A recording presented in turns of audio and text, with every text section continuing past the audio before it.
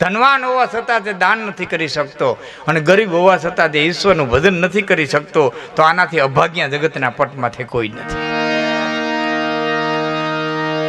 બીજી વાત, ધનવાન હોય અને ઈશ્વરનું ભજન કરી શકે અને ગરીબ હોય અને છતાં જો દાન દઈ શકે, તો આનાથી ભાગ્યશાળી જગતના પટમાંથી કોઈ નથી. ધનવાન હોવું અને ઈશ્વરનું ભજન કરવું એ તો બહુ કઠિન છે. નહીં જન્મા કો યસ જગ માહી કે પ્રભુતા પાઈ જાહી મદના.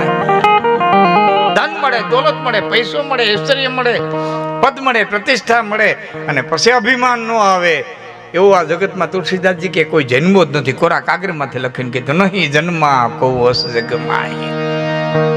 એનો નશો ચડે ચડે ને ચડે અને ભયંકર માં ભયંકર નશો. બાકી બીજા નશા તો હું 500 રૂપિયાનો કરો, 5000 નો કરો, હવાર થાય ઉતરી જાય ને ઉતરી જાય. સબન સા સંસાર કા સુબહ ઉતરત જાત, નાનક નશા નામ કા તો બઢત બઢત હી. બધા ધનનો નશો, કોઈને પદનો નશો, કોઈને જુવાનીનો નશો, અને આ બધા નશા ભેરા થાય પરિસ્થિતિ કેવી થાય કે એક તો વાંદરું હોય ને પાછો વીસી કરી દે. એક તો વાંદરું હતું એમાં પાછો વીછી કરી દે અને ભૂલથી છે એ ડોક્ટર દવાને બદલે દારૂ પાઈ દે અને એ વાંદરું પાછું બહાર નીકળે એટલે એને ભૂત વર્ગે. અને જેવી પરિસ્થિતિ થાય એવી પરિસ્થિતિ જો લક્ષ્મી જીરવાય નહીં તો એ પરિસ્થિતિ થાય. મર્કટસ્ય સુરાપાનમ પુનિ ઉષક દંસનમ. હા, બહુ જીરવી આકરી છે. એટલે કાઠિયાવાડી કહેવત બહુ સારી છે કે ભેંસ જીરવે કપાય છે ને વાણીઓ જીરવે પૈસા. ભેંસ જીરવે કપાય છે, વાણીઓ જીરવે પૈસા. ભેંસને જેટલા કપાય છે એટલા બળદને જો ધણીને માર નાખે. ડો બહુ જીરવે તગારા ને તગારા. બળદ જીરવી જ ન હોગે, એની હોજરીની તાકાત જ નથી. એમ પૈસો વાણીઓ જીરવે. જેમ પૈસા દુબળો થતો જાય ને એની પાખડે તૂટલ થતી જાય, કોટ ફાટલ થતો જાય, ધોતિયામ ગાંઠું આવતું જાય. જેમ પૈસા વાણીઓ દુબળો થતો જાય, જેમ પૈસા દુબળો થતો જાય. અને આપણે પાસે 2 કાવડી આવે રિવોલ્વરની અરજી કરીએ.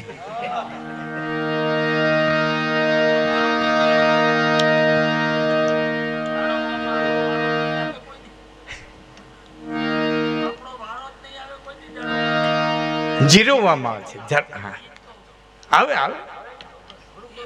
એટલે તો આ બધું વાતો કરીએ છીએ કે ભાઈ આ જીરવી જાય. જો હા આવી હોય તો જીરવી જાય. જો કેમ કે એ લોકો એની પાસે શીખા દેવું છે. વાણિયા પાસે આ વસ્તુ શીખા દેવી છે કે કેમ જીરવાય, ક્યાં દાન દેવાય, કઈ જગ્યાએ દેવાય. એ અમુક વસ્તુ તો એ જ્ઞાતિ પાસે બહુ શીખા દેવું છે. હા,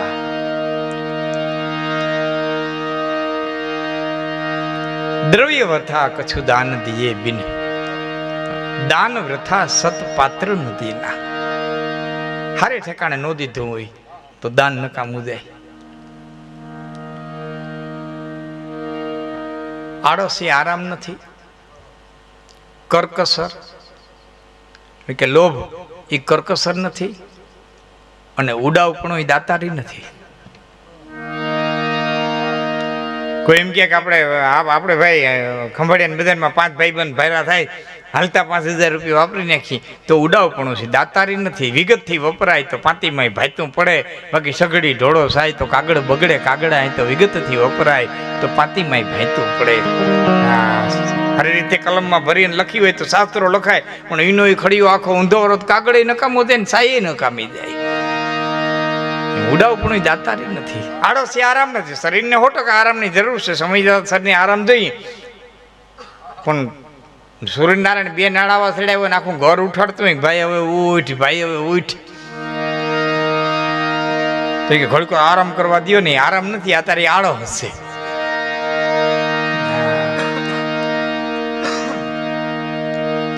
આળસમાં આરામમાં આટલો ફરક છે. ઉડાવપણામાં દાતારીમાં આટલો ફરક છે. એમ લોભમાં અને કરકસરમાં આટલો ફરક છે. જીવનની માલિકો લોભ ન હોય તો ખૂબ સારું, પણ કરકસર હોવી જોઈએ. કરકસર છે ને કુબેર ભંડારીની હગી બેન છે.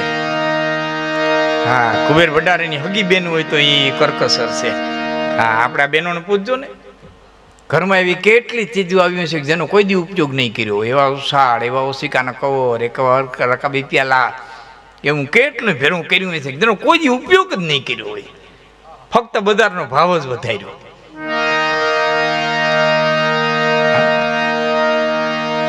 કરકસર રાખજો. જરૂરિયાત વિનાની ચીજ.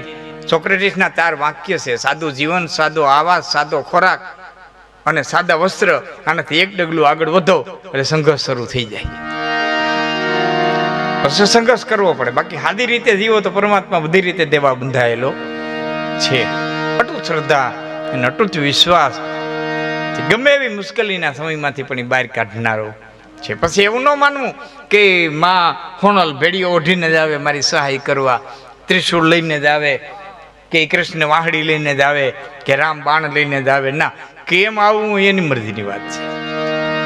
કેમ આવવું એની મરજીની વાત છે, પણ આવે. ગાંધીજીના દીકરા મણીલાલ બની ગયેલી સત્ય ઘટના ક્યારેક વાંચ્યો? સત્યના પ્રયોગો. અતિશય બીમાર, અને એમાં એના ડોક્ટર હતા, ફેમિલી ડોક્ટર, પારસી ડોક્ટર આવ્યા. અને આવ્યા પછી એને તપાસ કરી અને અમુક પ્રકારની દવા અને અમુક પ્રકારની ઔષધિનું કીધું. એટલે ગાંધીજી એટલું કીધું, શું વાત કરો છો ડૉક્ટર? હું જૈન વાણિયો અને મારા ઘરમાં તમે ખાવા પીવાની વાત કરી શકો? આઈ સે યુ ગેટ આઉટ. એટલે પેટી બંધ કરતા કરતા ડોક્ટરે કીધું કે મીઠાના પોતા મૂકો, તમે કેટલું ગમે એટલું ભણશો તો સુધરશો ને, મીઠાના પોતા મૂકો, મીઠાના પોતા મૂકો. એમ કે ડોક્ટર નીકળ્યા તો ગાંધી એની ગાડી સુધી વડાવવા ગયા, વડાવીને પાછા વળ્યા. કેટલી ઘડી ઉભા રહ્યા પોતે ચોકમાં, ખબર ન પડી. એમાં એને વિચાર આવ્યો કે મારો દીકરો હવે નો જીવતો હોય, હવે જીવતો ન હોય.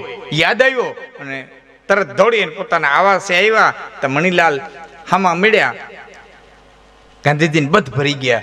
એટલે ગાંધીજીએ કીધું, બેટા તારી તબિયત કેમ છે? કે પિતાશ્રી કંઈ ખબર નથી, પણ શરીરમાં એટલો પરસેવો વળ્યો ને કે મેં પહેરેલા મારા કપડાં નીચે હોવા પડ્યા ને અટાણે હું સંપૂર્ણપણે સ્વચ્છ શું, રતિભારી તાવ નથી.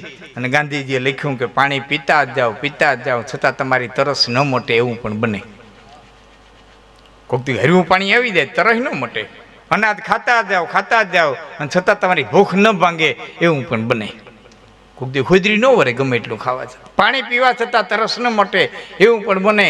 અનાજ ખાવા છતાં ભૂખ ન મટે એવું પણ બને. પણ પ્રાર્થના કરો ને તમારા દુઃખ દર્દ ન અટે એવું કોઈ દી ન બને. અમારો નિજ અનુભવ છે. આવું ગાંધીજી લખ્યું છે. આ પ્રાર્થનાની તાકાત છે. પ્રાર્થના આહાર પણ છે અને આધાર પણ છે. આત્માનો આહાર હોય તોય પ્રાર્થના છે, અને આત્માનો આધાર હોય તોય પ્રાર્થના છે. એને પ્રાર્થના કરી લેવી જોઈએ, જેવી આવડે એવી, જે કાલાવાલા આવડે એવી. એને બહુ જૂનો પ્રસંગ, ઘણા વર્ષોથી હું બોલું છું, અમને ગમે છે એટલે કહું છું. એક જાળવાની ડાયરી ઉપર હોલો અને હોલી બેઠેલા, બે પંખીડા બેઠા બેઠા સત્સંગ કરે. પક્ષીઓની ને પામ્યા હતા, પણ કાગભૂષણની જેમ પૂર્વજન્મનું જ્ઞાન વિસર્યા નહોતા. એટલે બેઠા બેઠા સત્સંગ કરે. બ્રહ્માનંદજીના શબ્દોની માલિકો કહીએ તો એ ચારણ મહાત્મા લખે કે બે સત્સંગ પંખીડા સત્સંગ કરતા હતા. એ સત્સંગની અંદર હોલો છે હોલીને એમ કહેતો તો કરલે દ્રઢ નહીં રમાપતિ છે સુની સંત ગીર્યા ચિત મેં ધરલે ત્રિવિધિ કર્મ પૂંજ સબે પલીએ કહી હોત સહી પરલે તટ જાનકી ચાહ રખે સત્સંગ की રીત અનુસર લે અને સરલે ચિત્ત લોકન લાજ તજી બ્રહ્માનંદ કાજ સ્વયં કર લે. અને સિંહાવલોકન અલંકાર કહેવામાં આવે આપણી ભાષામાં. શબ્દ ફરે, સ્થાન ફરે, શબ્દ એક રીએ, અર્થ ફરી જાય. કરલે દ્રઢ નહીં રમાપતિ છે સુની સંત ગીર્યા ચિત્ત મેં ધર લે. રમાના પતિથી પ્રેમ કર લે, સંતની વાણીને ચિત્તમાં ધારણ કરે. સંત ગીર્યા ચિત્ત મેં ધર લે ત્રિવિધિ ક્રમ પૂંજ સબે. તો તારા 3 પ્રકારના પાપના જે ઢગલા છે, આદિભૌતિક, આધ્યાત્મિક અને આધિદૈવિક, એ ધર લે, એનો ધરાશય થશે. ધર લે ત્રિવિધિ ક્રમ પૂંજ સબે. પલ એક હો તો સહી પરલે, એનો પ્રલય થઈ જાય ને પરલે તટ જાનકી ચાહ રખે. તારે સામે કાંઠે જવાની જો ઈચ્છા હોય, પરલે તટ જાનકી ચાહ રખે તો સત્સંગ की રીત અનુસર લે. પણ સરલે ચિત્ત લોકન, સરળ ચિત્તથી સરલે ચિત્ત લોકન લાજ તજી બ્રહ્માનંદ કાજ સ્વયં કર લે દ્રઢ નહીં રમાપતિ છે સુની સંત ગીર્યા ચિત્ત મેં ધર લે. એટલે ઓલીએ કીધું ઓલા વાત હતી પણ પીરા નહીં જાનત પીર સખી મોય ધૈર્ય ધરત નાહી હીરા હીરા બિન ભેટ ભઈ અબ તો વિધિ કુન કટે દુખ કે ધીરા ધીરા દિલ ગોત નહીં તબલું જબલું નહીં તાપ મિટે જીરા જીરા બ્રહ્માનંદ ચાહ જગી રટ એક લગી પીરા પીરા પીરા નહીં જાનત પીર સખી મોય ધૈર્ય ધરત નાહી હીરા. આમાં કેટલો સમય વયો ગયો, કારણ સત્સંગમાં કેટલો સમય ખ્યાલ ન આવ્યો. એનામાં સત્સંગ કહેવાય. સાચો સત્સંગ એને કહેવાય કે એને સમયનું ભાન ન રહીએ. કેટલો સમય વયો ગયો ખબર ન પડે. એટલે હોલાએ કીધું હોલી હાલો ઉડશ્યો, ખ્યાલો ઉડીએ. યામ ત્યાં ઉડવાની તૈયારી કરી, આકાશમાં ચકર ચકર ચકર ચકર બાદ ચકરાવા લેતો તો હોલા ઉડી નહીં હગાય. કે કેમ? કે નદી નાખ બાદ આવ્યું છે. કે હોલી હવે બેઠું નહીં રેવાય. હે હવે તો બેઠું નહીં રેવાય. કે કેમ? કે નીચે નજર નાખ શિકારી આવ્યો છે. ઉડી જા નકી બાત સીતાન ગ્રહી તા તો ખીચ તો બાન રહ્યો ભીલરી આ તો બબરી હુલરી પીયુ કો વિનવે કે આયો મરનો અબ સમરો હરે હે ઓલા હવે તો ઉપર કાઢ છે નીચે કાઢ છે. ઉડી તો બાદ ઝડપી લે કે બેઠારી તો શિકારી વિંધી નાખે. ઉપર કાઢ નીચે કાઢ. પણ આ ઘટનાની મજા એ છે કે હોલો હોલી નથી કેતો, હોલી હોલાની કે બબરી હુલરી પીવું કો. અને આ દેશનો ઇતિહાસ તપાસજો. જ્યારે જ્યારે પુરુષ શક્તિ હારી છે ત્યારે ત્યારે માતૃશક્તિ આગળ આવી છે. બ્રહ્મા હારી ગયા હતા, વિષ્ણુ હારી ગયા હતા, રુદ્ર હારી ગયા હતા, કમળની દાંડલીઓમાં હતાવા મંડી ગયા હતા. તેથી 18 હાથની મારી હથિયાર ધારણ કરીને આદિ નારાયણી ચામુંડા બનીને ધરતીમાંથી આવી હતી. આ વાત તમને પૌરાણિક લાગે, દેવી ભાગવતની પૌરાણિક વાત લાગે. પણ કાલ સવારે બિલખાના પાદરની માલિકો દીધી સગાડતા હિંમત હારી ગયો કે માગ્યું વેચાતો માણસ મળે નહીં અને શેઠ કરે છે વિચાર. તેથી ચંગાવતી કે મુંજાણા હું ના તેલૈયો કરશું ઠાર આવતડો નૂરુમાં લેવું પછી મારવાનું પડે. નાવડાની માલિકો જેથી જેસલ હિંમત હાર્યો હતો તો તેડાજે કીધું તો કે આ પાપ તારું પકારે જાડેજા ધર્મ તારો સંભાળ તારી બેરડીને બુડવા નહીં દઉં એમ તોરલ કે છે. પ્રકૃતિને સામે પોકારી દે. અંગ્રેજોમાં જેમ જારી પાસે જાય ને, પોપ પાસે જાય, જારી પાસે જાય અને પોકારે. આ ઘટનાની અંગ્રેજોને ખબર હોય કે ન હોય, પણ આ પેલો પ્રયોગ તે માસાથી તોરલે કર્યો હતો કે એક વખત અસ્તિત્વને કહી દે મેં આ કર્યું આ કર્યું આ કર્યું આ કર્યું એટલે છૂટી જાય. તારા મોઢે તારા કહી દે એટલે ધોઈ જાય માતૃશક્તિ. પણ એ કુદરતની દયાથી એવું પાછું પાત્ર મળ્યું હોવું જોઈએ. એ તો હરખેર ક્યાં બાઈક ભેરા થયા હોય ને ન મળ્યું હોય તો એના દાખલે આ તમને છે ને સાહેબ બધા દાખલા મળી રહે. હું હમણાં જ બોલ્યો હતો મારા નવરાત્રિના અનુષ્ઠાન હાલતા હતા ને ત્યારે જ બોલ્યો હતો કે 2 ધારાઓ જે હાલી જાય છે, પુરુષાર્થ અને પ્રારબ્ધ, એનો હજી સુધી અંત નથી આવ્યો. કોઈ નિર્ણય કરી જ નથી ગુરાદાભાઈ. આજ તમને જે કંઈ મળ્યું છે એ પુરુષાર્થથી મળ્યું છે કે પ્રારબ્ધથી મળ્યું છે આજની ઘડી સુધી તમે નક્કી ન કરી શકો. કોઈ નક્કી, આ 2 ધારામાંથી કોઈ કઈ નક્કી કરી જ નથી ગયું. કોણ કરાવે છે, કોણ કરે છે? પુરુષાર્થ તળિયા તો છે પ્રારબ્ધ. કાળ બળવાન છે, કાળથી બળવાના જગતના પટમાંથી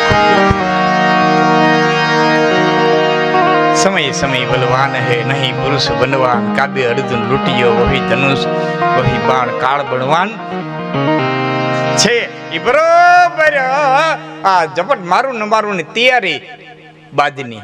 અને બરોબર શિકારીએ બાણ છોડું ન છોડું તૈયારી. ઉડજાન કે બાત સીતાન ગ્રહી તા તો ખીચત બાણ રહ્યો ભીલરી અત બબરી હુલરી પીયું કો વિનવે કે આયો મરનો અબ સમરો હરે હે ઓલા. ઉપરે કાઢશે નીચે કાઢશે. પરમાત્માનું સ્મરણ કરી લે અને બેયના હૈયાની માલિકો પોકાર નીકળો કે દીના દયાલ બિરીદો સંભારી